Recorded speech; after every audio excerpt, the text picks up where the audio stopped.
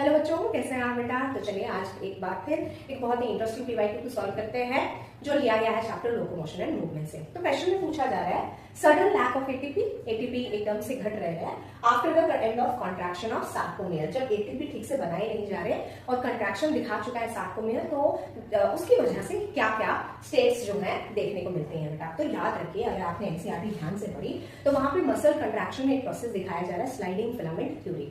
Sliding filament theory actually explains the mechanism of muscular contraction, जिसमें सबसे पहला step जो मसल कंट्रैक्शन की सबसे इंपॉर्टेंट या कह लीजिए फोरमोस्ट रिक्वायरमेंट है, तो मस्कुलर कंट्रैक्शन का देखा जाना तभी संभव है when there is the ATP का हाइड्रोलिसिस।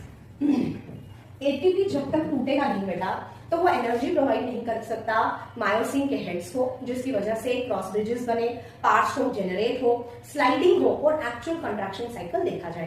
तो कंट्रैक्शन को इनिशिएट करने के लिए एटीपी का हाइड्रोलिसिस होना बहुत ज्यादा जरूरी है, लेकिन मसल रिलैक्सेशन के लिए एटीपी का रीजेनरेशन होना बहुत ज्यादा जरूरी है।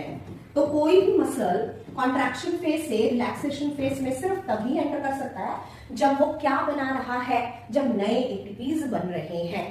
एटीपी जो नए जनरेट कराए जाते हैं वो उसी साइट पर बैठते हैं जो मीरोमायोसिन के सर पर बैठी जो प्रेजेंट होती है।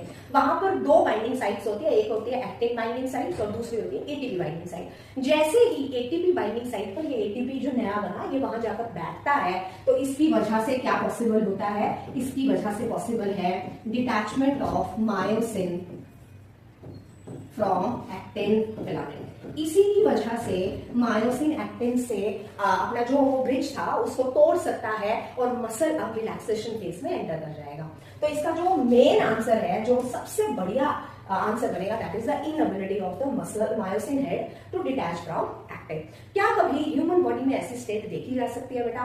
तो ये जो प्रोसेस है जहां पर एटीपी का रीजनरेशन नहीं होता, ये यूजुअली एक स्टेट बनता है जिसे हम बोलते हैं रिगर मोर्टिस।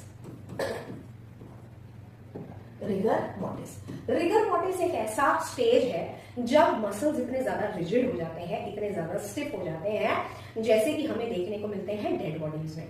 और ऐसा इसलिए है क्योंकि इसी एक स्टेट में एटीपी का रीजनरेशन कभी नहीं होगा। एटीपी का रीजनरेशन नहीं हुआ तो मसल हमेशा किस स्टेट में रहेंगे, कॉन्ट्रैक्शन स्टेज में रहेंगे। यही कारण है कि जो डेड बॉडीज हैं वो थोड़े समय के बाद अकड़ाव दिखाना शुरू करती हैं, स्टिफनेस दिखाती हैं। क्यों दिखा रही है? Because of the lack of ATP regeneration. तो